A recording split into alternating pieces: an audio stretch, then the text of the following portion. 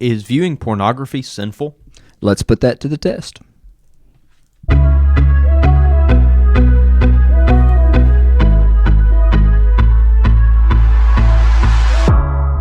This is Prove All Things, a podcast where we test everything so that we can hold fast to what is good and abstain from what is evil. Thank you for listening to our podcast. We're talking about the subject of pornography today, and that's a sensitive subject, and it's not a subject that's fun to talk about, but we feel compelled to talk about it because it's rampant in our world today, specifically rampant in our country today. Some have called it a plague or an epidemic. It's not hard to just look at some numbers, and you see this is an industry with unprecedented growth. And what's really startling, we're going to talk about some statistics in just a minute, but the statistics keep changing, and they're changing in at a very rapid pace, where not only is it becoming more popular, it's affecting a broader age range, it's affecting more people in different ways. And so we want to talk about some of the statistics that show what a real plague this is, what a real problem it is, and we'll talk about maybe what's fueling it. Let's first, though, start with this. Is it wrong? How do we know it's wrong? Because when we look in the New Testament, we see sexual sins mentioned like adultery or fornication, and we would understand those to be either sex before marriage or a person who's married that's engaging in a sexual activity with someone that they're not married to. But we don't see pornography listed specifically in the New Testament, so how do we know it's wrong? Well, I think the first principle that we would look at is the concept of lust. So in Matthew chapter 5, Jesus is saying that it's not just about what we do with our body, what the external actions are, but that it goes right down to what our hearts are doing.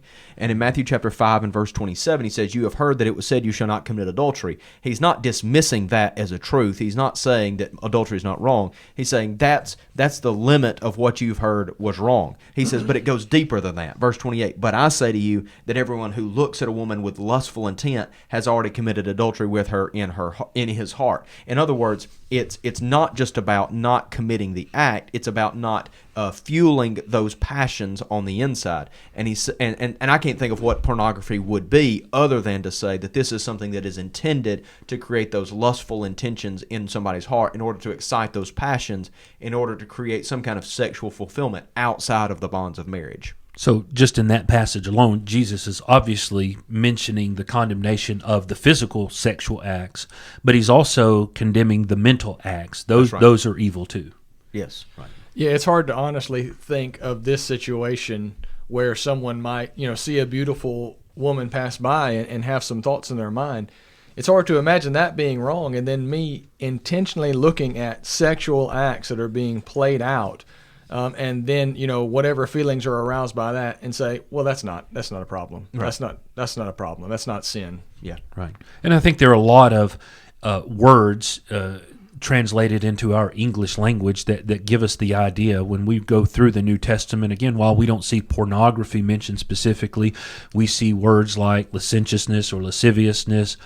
We see unholy, impure, immoral, sensuality, and all of those kind of have a sexual connotation to them, and they're certainly including more than just fornication, just adultery. I think about like in 1 Thessalonians chapter 4, there's a passage there in verse 5.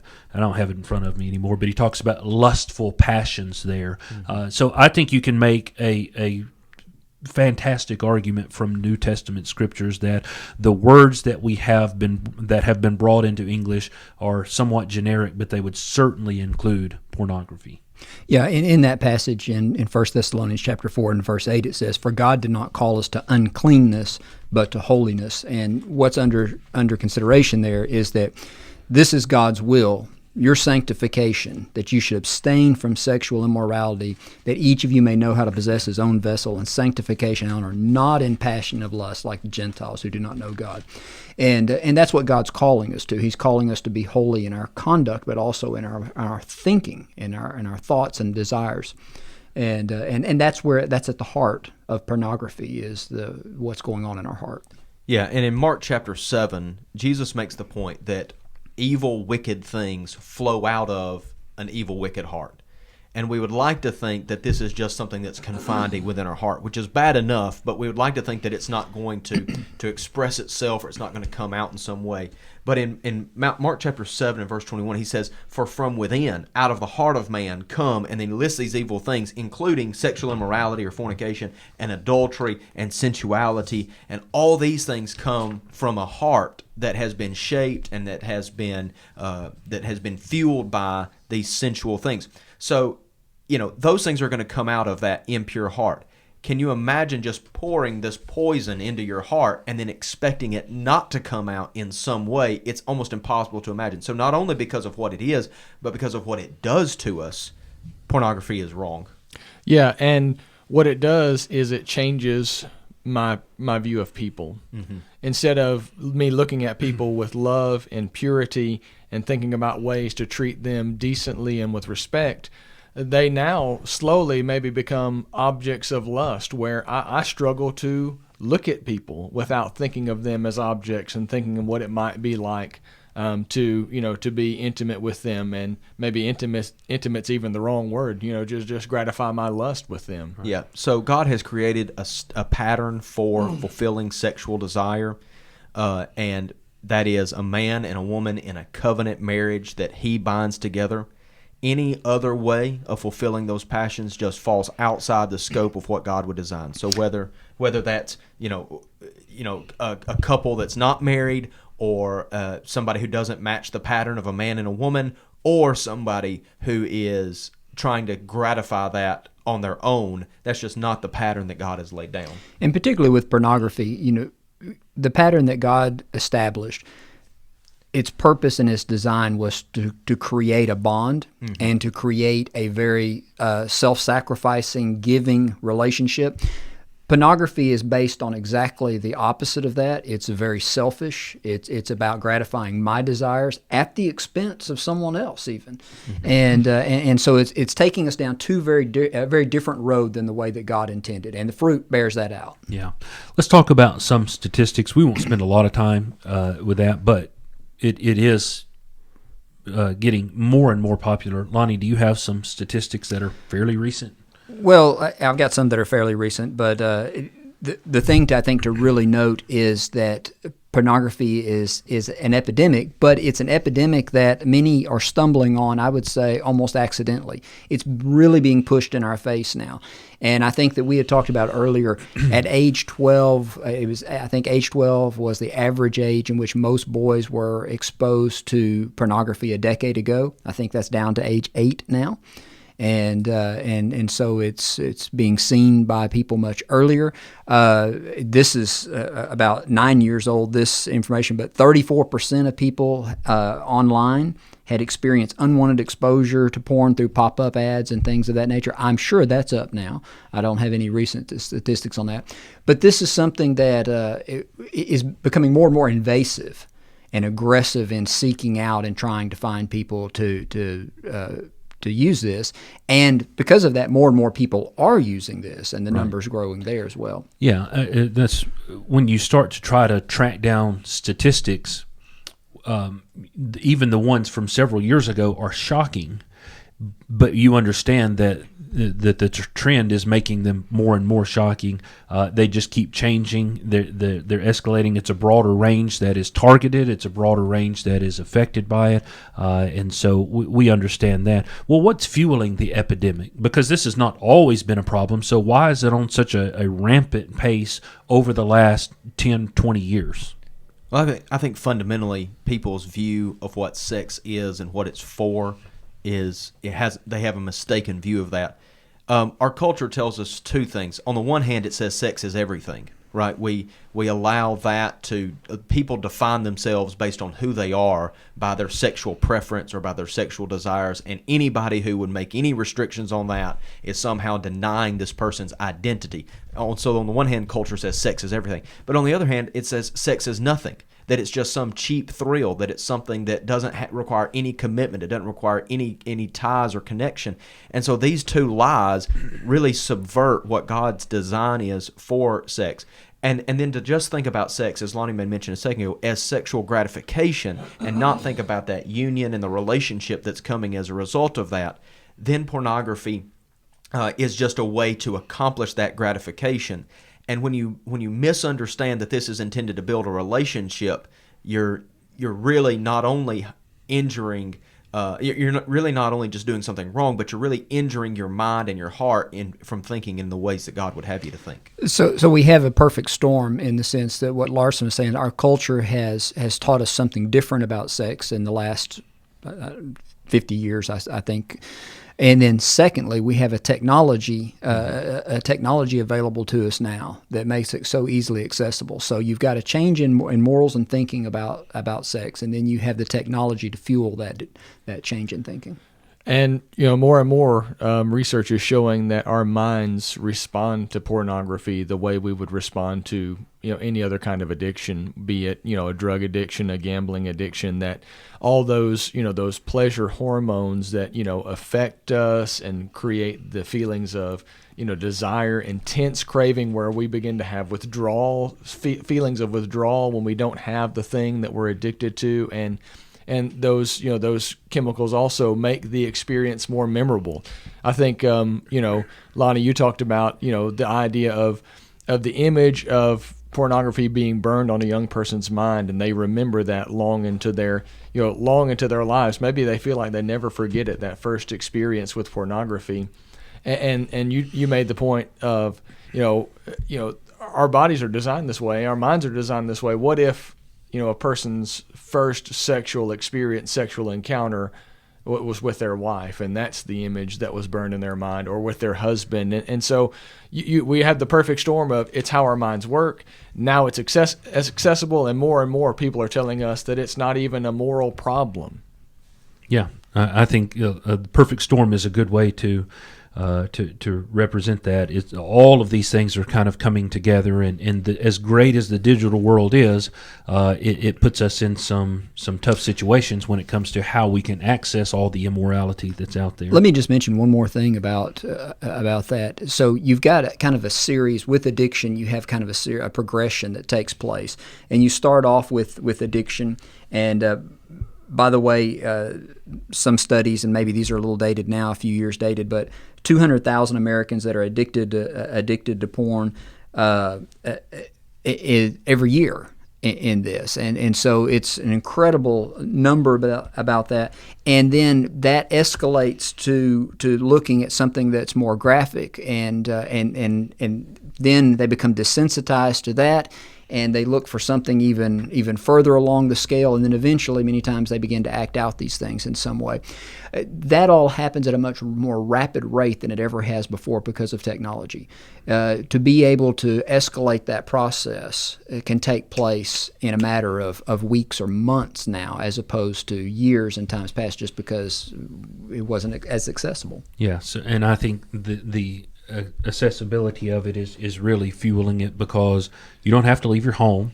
You can pretty much anywhere you can take a smartphone, you have access to it. And so, something that once would have, required some level of enduring shame to be able to watch these things or to view these things, that just doesn't exist anymore. And so it's easy to get to, right? Yeah, and I think for us all as parents, our concern about the access is especially about children who maybe don't have their moral senses trained in such a way to know how to respond the first time they see these things.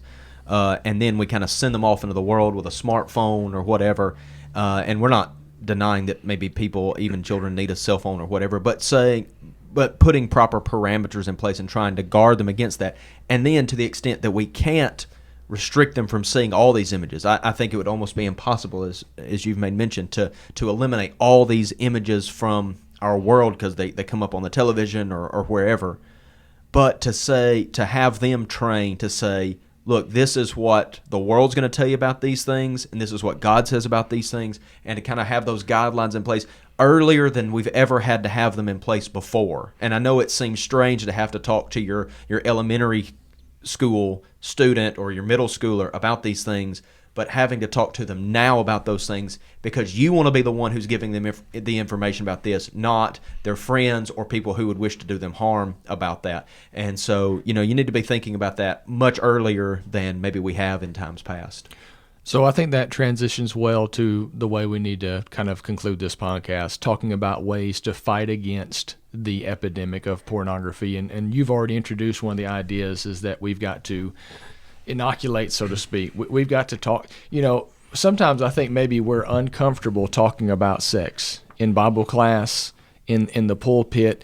And yes, we need to talk about it with discretion because we don't want to be putting ideas or images into people's minds. But we do need to make sure that we are getting God's view of sex out there. I think that's the number one problem is that, we have a bad view of sex in our culture that is constantly being pushed on us. And because we can be engaged in this individually, this process of lust, it's so easy to be sucked into it, even though we might know better. We've got to change our view of sex. And so sex has become a nothing thing, just gratify this desire instantly. But the problem with that is escalation. Sex without intimacy, without the bond that God talks about, is never fulfilling. Sex could be, to the world, could be very ho-hum in my home and in my marriage, but because of the intimacy and the bond that I have with my partner, it is very fulfilling. It's fulfilling for a lifetime. But if it's just nothing and it's just as exciting as this person may be this week, then next week they may not be exciting anymore. And then I get tired of just trading partners and let's ramp it up a little bit. And that's where escalation comes from because there's no intimacy. My sex is not grounded in intimacy.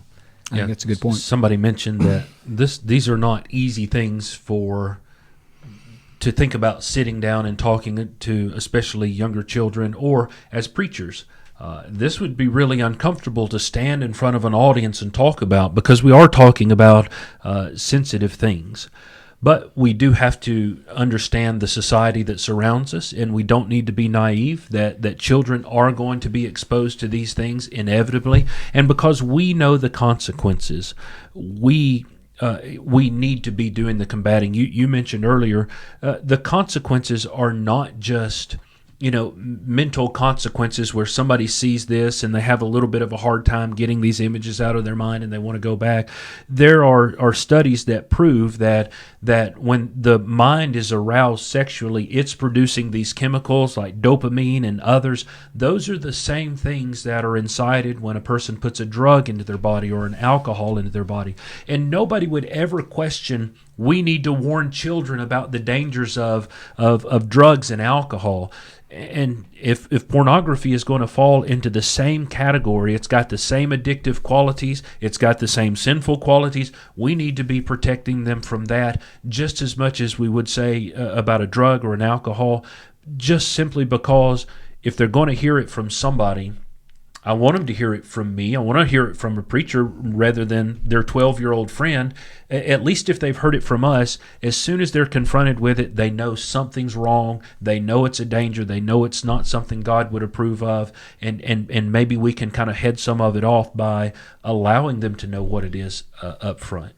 So Solomon did that very thing with his son. In the book of Proverbs, you have, in Proverbs chapter 7, he goes through and he relates this a very enticing situation of sexual attraction, and what he says is, look, this leads to death. And he's very clear in that. And I think we need to be very clear in that this leads to death. This addiction to this draw to this, the end result is not good. It's bad. And we could cite statistics, we could give examples of where this leads. But ultimately, it harms us physically, it harms us mentally, and it harms us spiritually. It causes spiritual death. And we need to get that message out there. Well, even people from a secular perspective say that this is dangerous to people because marriage is a good institution. It's a God-ordained institution, and it's an institution that's beneficial for society. But pornography makes it almost impossible to create intimacy within a marriage because what happens is that escalation that we've been talking about, now you no longer can look at your partner in a satisfied way, and that creates so much trouble in a marriage, or even somebody who is unmarried who's trying to prepare themselves for marriage. This can have effects that will affect them all the way through their married life. Yeah, there's just two more things that I would like to at least talk about before we close. And one we can talk about quickly, and that's the idea of humanizing the participants and maybe even the people that as we walk around we find ourselves, lusting after. These are people. These are people with souls. If it's a woman, it's someone's sister maybe, it's someone's daughter. And if you have children, that kind of immediately helps you to, I would not want someone thinking or objectifying my daughter, my son like this. And so, you find yourself looking at pornographic images. There's someone whose soul is in danger. And if someone doesn't help them to change their thinking and to change their life, they're going to be destroyed in hell forever. And so we need to humanize the participants. And the second thing is we need to be willing to take drastic measures in the form of maybe accountability partners, drastically changing our access to things. And I'm going to let you guys talk about that and conclude that, but that's important. Absolutely. Let me just say this on that. I think accountability, putting measures in place to, monitor software or whatever you need to do there is fine. But ultimately, it comes down to a commitment of our heart to say, I'm not going to do this. Yes. Job said, I've made a covenant with my eyes that I would not look upon the virgin. Psalm 101, verse 3, I will set nothing wicked before my eyes. We have to resolve that that's going to be the case, and then we fight it with everything we've got by all these other measures. Okay. There's a lot more that we could say about all of these. I think we could probably say more about overcoming. We could say more about the addictive qualities. We could give more statistics that would really just highlight just exactly how much of an epidemic this is. We could go into all of these things. We could elaborate on more, but we're trying to keep this within the time frame that we normally do, so that it's easy to listen to, so that you're getting good information. It may be that we have just done nothing more than lay a foundation, and if we can accomplish that, I think people walk away knowing this is definitively wrong. It's definitively a problem. It's a problem that we need to be confronting and talking about and trying to head off as much as we can. And there are some good answers and there are some good solutions to it. So if perhaps we've talked about something that leaves questions with you, let us know. If there's something else you'd like to hear us discuss, please reach out to us. You can find us on Facebook, or you can reach us via email, proveallthings@mail.com. Thank you for listening. Thanks for listening to Prove All Things. To suggest a topic, raise a question, or offer a comment, write to proveallthings@mail.com.